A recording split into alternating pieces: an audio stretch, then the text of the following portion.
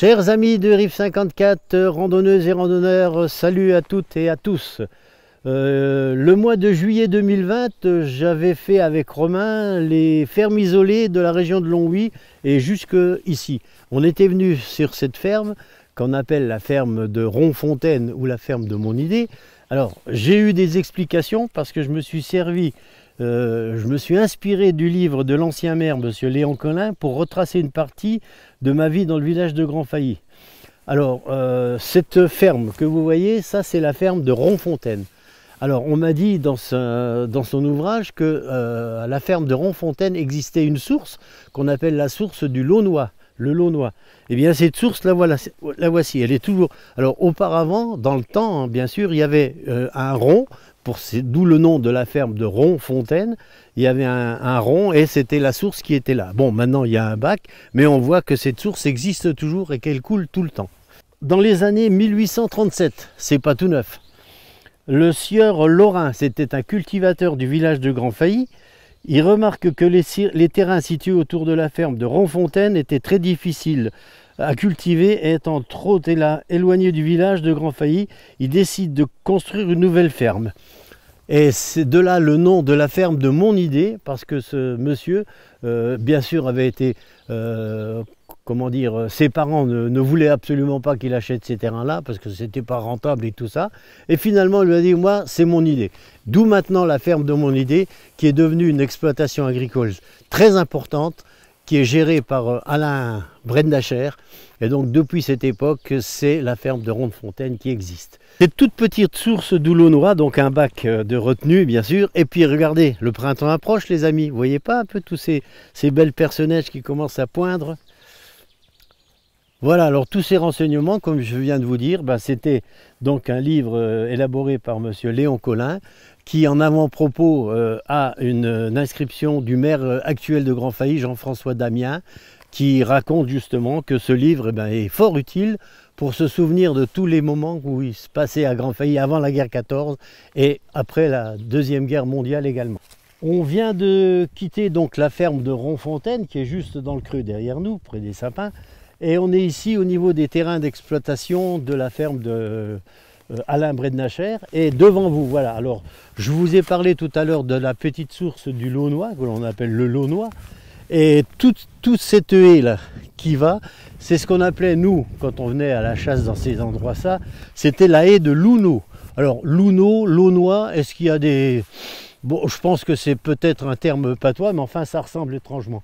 Et tout au bout de cette haie, là, à environ 2 km tout juste de là, ce petit ruisseau du Launois rejoint l'Autun, juste à ce niveau-là. Derrière vous, c'est le village de Saint-Laurent-sur-Autun. La particularité également de la région, tous ces terrains qui sont sur ma droite, donc tout ce qui est par ici, c'est la commune de Grand-Failly. Parce que la ferme de Ronfontaine est un écart, c'est l'écart le plus éloigné de la commune de Grand-Failly. Et de l'autre côté de cette haie, donc sur la gauche, c'est la Meuse. Voilà, alors là vous avez la ligne de département qui sépare la Meurthe-et-Moselle et la Meuse. Alors nous sommes donc ici à l'intérieur de la forêt de Sorbévaux. C'était une ancienne ferme que l'on vous montrera tout à fait après. Mais regardez voir, est-ce que vous ne trouvez pas une similitude entre cette photo de juin 1979 et cette petite maison là? Moi il me semble que si, hein. Eh bien c'est le seul vestige qui reste de la ferme de Sorbévaux. Regardez, c'est même marqué sur l'entrée de cette petite chapelle Notre-Dame de Sorbévaux. Alors c'est vraiment un vestige. Alors elle a été restaurée, malheureusement, encore une fois, c'est fermé parce que l'intérieur il n'y a plus grand chose, hein. Après avoir quitté donc la petite chapelle de Sorbévaux, on est ici au niveau du plus grand sapin de la forêt, ce qu'on appelle le sapin président. Je peux vous garantir que ce sapin président, je suis persuadé que mon grand-père et mon père ont planté toute cette forêt de sapins, tous ces sapins. Jusqu'en 1930, c'était une exploitation, la ferme de Sorbévaux, que je vous montrerai tout à l'heure dans le livre de Léon Collin. Et puis regardez, j'ai en ma possession une lettre de monsieur Fordoxel. Monsieur Fordoxel était le propriétaire de ce bois. Et il a fait planter des sapins à mon père et à mon grand-père dans les années entre, on va dire, 1934-35 jusqu'à 38. parce qu'en 1938, mon père est parti à la guerre, et puis voilà. Donc tout ça, ça a été planté. Ce ne sont plus les sapins d'origine, hein. Ça a été bien sûr coupé et replanté. Mais voilà l'histoire de ce sapin. Mais celui-là, je suis persuadé que ça date de l'époque où mon grand-père a planté les sapins dans la forêt de Sorbévaux. Voilà, nous sommes donc ici sur le chemin d'accès à une ancienne ferme qui existait. Elle est juste en dessous sur le promontoire, en face de la plaine de Grand Failly. C'est la ferme de Sorbévaux. Elle a été exploitée par la famille Valentin jusqu'en 1930. Et comme je l'ai expliqué au niveau du sapin président, en 1930, les terrains difficiles d'accès, pas faciles à cultiver, pas trop rentables, ce qui fait finalement que l'exploitation agricole a été abandonnée et des sapins ont été plantés par M. Fordoxel.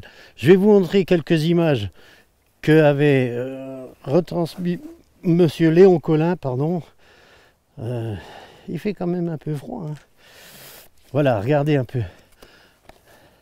La ferme de Gilles Boé, de Sorbévaux au Gilles Boé. Hein, elle était quand même belle.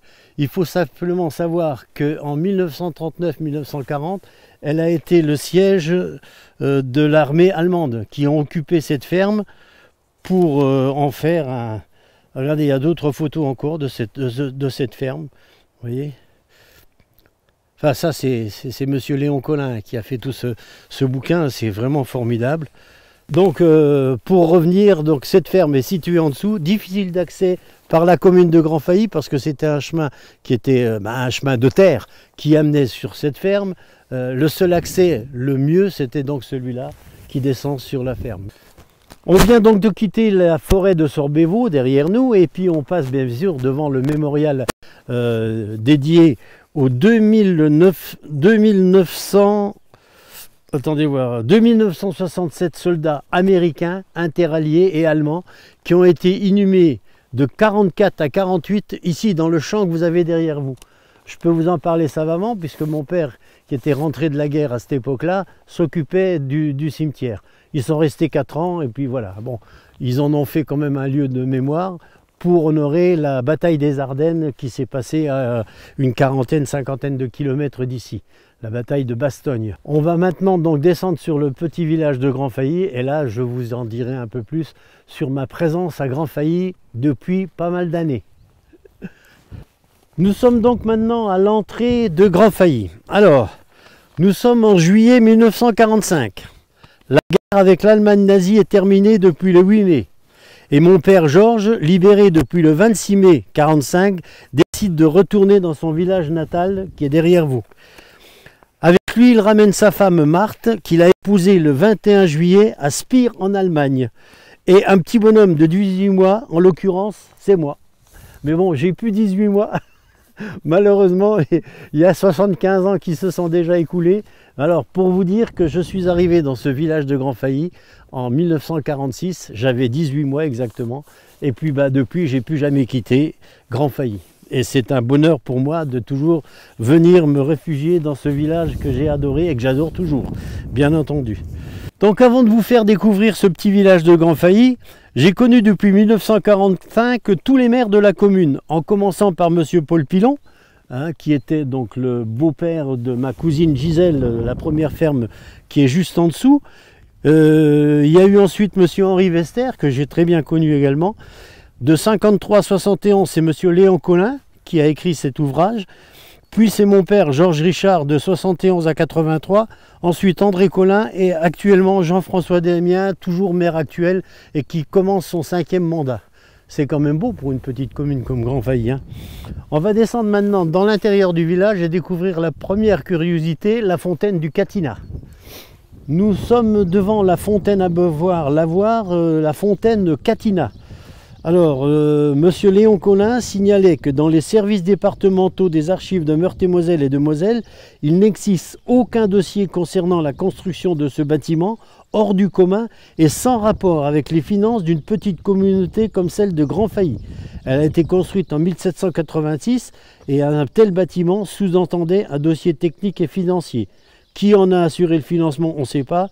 Du travail de recherche pour les futurs historiens. Alors ceux qui sont historiens, cherchez pourquoi on a fait une si magnifique fontaine sans rapport avec la commune de Grand Failly. C'est vrai qu'il y avait des faibles moyens à l'époque.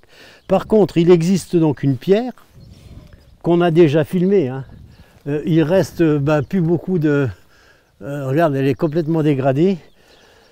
Le texte de la pierre de fondation, détérioré nuitamment il y a 30 ans, est le suivant. Cette pierre a été posée par moi, Adam, syndic de la SSS de Jean Leblanc, maire Jacques Sanson, lieutenant général, et Guy Tétard, échevin Jean-Jean, greffier en la justice de Grand Failly en l'an 1786. Voilà, bon, il n'y a plus d'inscription, voilà, elle a été dégradée, pourquoi ? Ça plaisait certainement pas à quelques personnes et puis c'est bien dommage. Enfin, le texte est encore d'origine et avant qu'elle soit détériorée, sur cette image, on voit encore les inscriptions. Nous sommes ici devant l'église de Grand Failly. En face, c'est la mairie et nous sommes sur la place de l'église. Sur cette place a été honorée pour le centenaire de la guerre 14-18 à 2018 une borne sculptée. Je pense que c'est un monsieur qui était cordonnier à Longwy qui l'a fait et qui habite un petit peu plus loin à la sortie de Grand Failly. C'était un sculpteur hors pair, j'ai déjà vu de ses œuvres, c'est quelque chose de formidable. Nous sommes donc en présence de l'église Saint-Martin. Le souvenir le plus mémorable pour moi, dans cette église Saint-Martin, mon père étant maire de la commune dans les années 70 jusqu'en 83, avait rencontré le curé de la commune, Jean-Louis Jacot. Un brave curé que j'ai adoré parce que c'était un jeune curé à la mode. Non pas parce qu'il était à la mode, mais parce qu'il causait avec tout le monde et c'était un prêtre très sympathique. Il est mort il y a quelques années, il n'y a pas longtemps, à Saint-Nicolas de Port, à côté de Lunéville.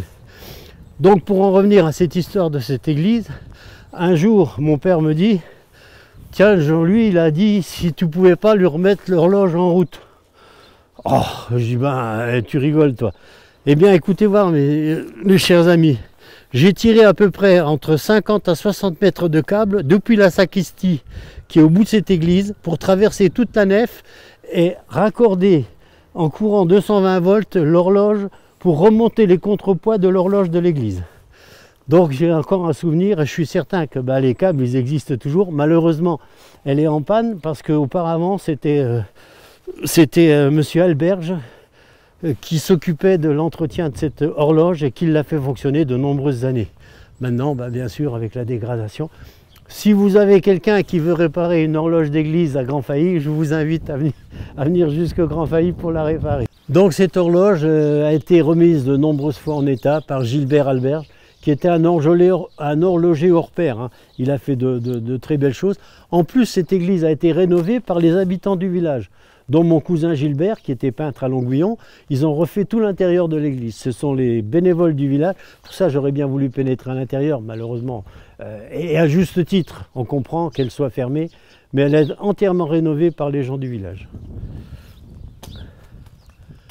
Voilà, nous sommes donc ici en présence des moulins qui existaient à Grand Failly. Il y avait sur Grand Failly environ 4 moulins. Le seul qui subsiste maintenant sur Grand Failly, après rénovation bien entendu, c'est le moulin Saint-Nicolas, que nous avons longtemps appelé le Vieux Moulin, alors que c'est pas vrai. Le Vieux Moulin, il était sur l'autre pont, sur Saint-Laurent, à la sortie de Grand Failly, et ils ont trouvé donc des pierres et des vestiges de poutres qui montreraient éventuellement la présence d'un moulin à cette époque. Donc celui-là, il était particulier.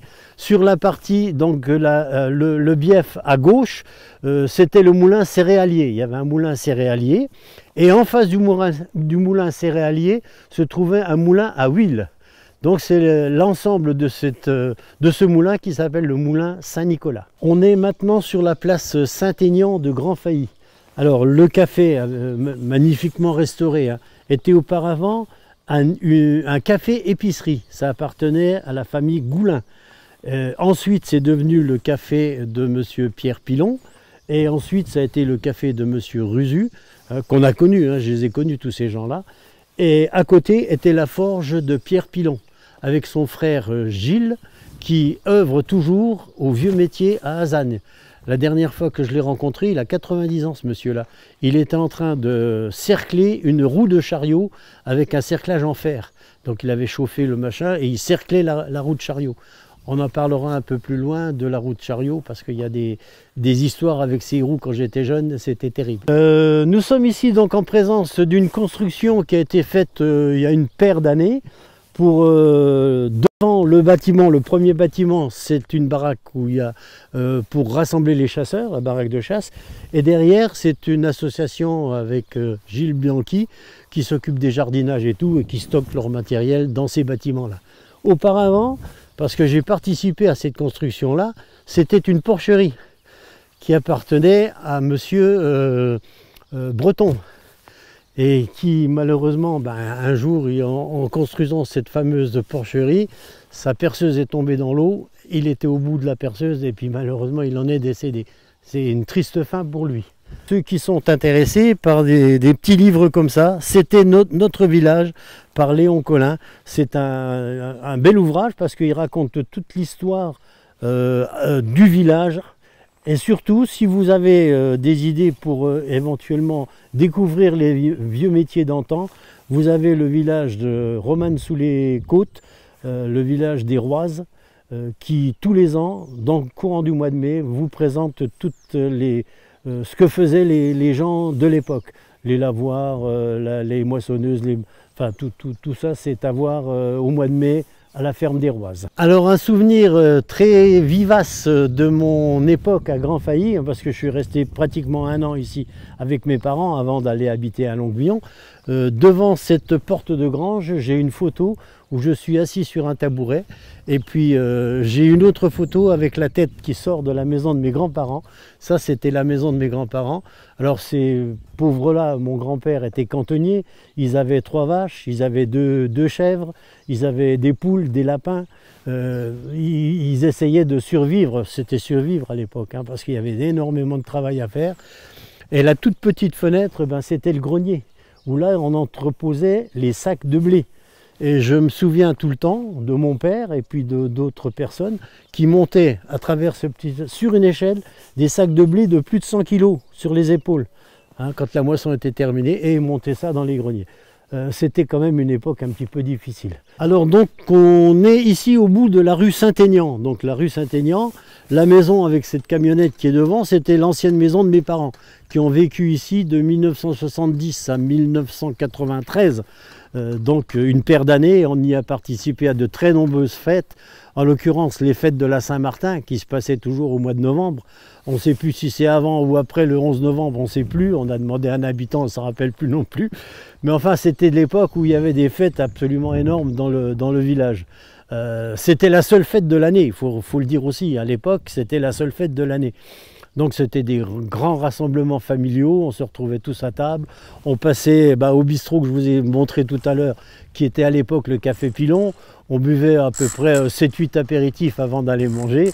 Donc voilà, c'était une coutume bien ancrée et qui reste malheureusement encore, mais c'est plus comme c'était avant, ça ne reviendra plus comme avant, de toute façon. Ici derrière moi, c'est la chapelle de Saint-Aignan. La chapelle Saint-Aignan, qui était une petite chapelle qui servait à l'époque aussi d'église, quand c'était un peu trop loin et trop froid, qui a servi de théâtre, qui a servi également pour mettre les objets découverts sur le site mérovingien de l'époque franque. Il y avait quelques vestiges qui étaient là, qui sont partis maintenant sur Nancy. Enfin voilà, c'est l'histoire de cette petite commune de Grand Failly. On va terminer vers le pont de Saint-Laurent. Sur le deuxième pont qui traverse la rivière Lottin de Grand Failly en direction de Saint-Laurent. Par là, on va sur Rupt-sur-Autun, là c'est sur Saint-Laurent. Donc sur ce pont, on enjambe Lottin. Alors pourquoi je vous parle de Lottin? Parce qu'à l'époque de ma jeunesse, j'ai été de très nombreuses fois à la pêche, on se faisait un peu des fois disputer parce qu'on avait toujours peur qu'on se noie, etc., etc. Mais ma passion, c'était cette petite rivière qui serpentait en partant de Saint-Laurent et au fond là-bas, ce qu'on appelle les gros prés. Tout ça, ça serpentait, c'était une petite rivière absolument magnifique qu'on a rectifiée, qu'on a fait toute droite pour éviter les inondations et surtout pour que les terrains soient un peu plus accessibles. Parce que bien sûr, avec tous les méandres que faisait cette rivière, c'était un petit peu gênant. Donc elle a été rectifiée. Et puis ben voilà, les souvenirs, c'est la pêche aux écrevisses, la pêche à la balance aux écrevisses, où on mettait soit des têtes de poisson, soit des tripes de lapin, mais il y avait de l'écrevisse. Alors la pêche à la balance, c'était tout simple, hein. C'est une balance, c'est un fil de fer rond avec un filet de pêche. Dedans, on avait un fil pour accrocher une tête de poisson par exemple. On mettait ça dans la rivière, un bouchon pour que les 4 fils qui tendaient le truc ne viennent pas poser sur l'appât, de façon à ce que quand on relevait la nasse avec une perche et un triangle au bout, eh bien on relevait la balance et puis les écrevisses étaient dedans. On en a mangé pas mal. Malheureusement, ben, un jour, elles ont disparu d'un seul coup, on ne sait pas trop pourquoi. On ne sait pas trop pourquoi. Dans toute cette plaine de Grand Failly, ben, j'ai connu aussi les moissons d'antan, c'est-à-dire les champs, quand c'était la moisson vers le mois de juillet ou août, les premières faux qui existaient pour faire la moisson et couper les épis dans les champs, c'était une faux qu'on appelait la faux à érige.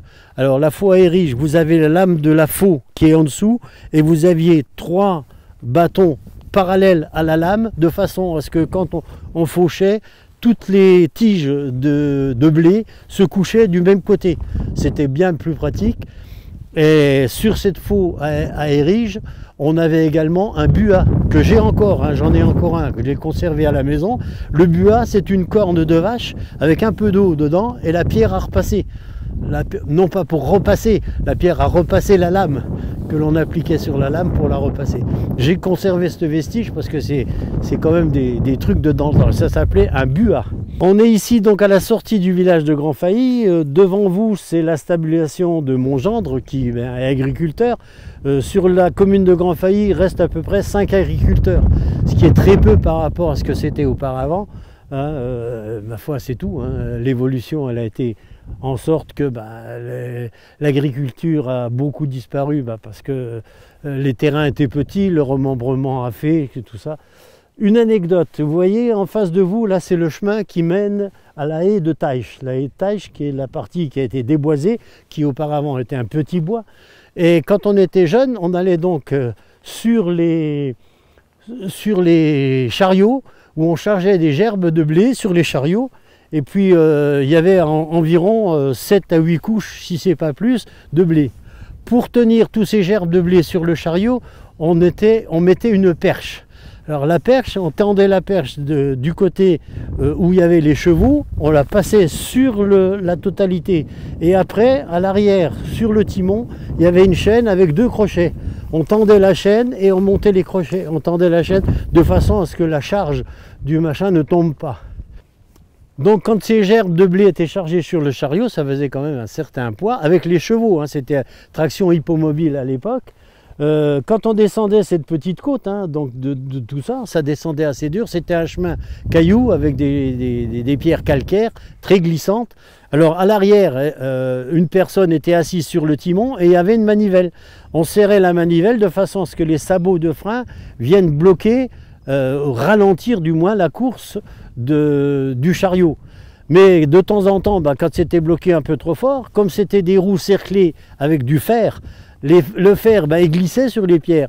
Et puis le chariot, non pas qu'il s'emballait, mais enfin quand on était perché tout en haut du tas de blé, on n'était pas quand même trop tranquille.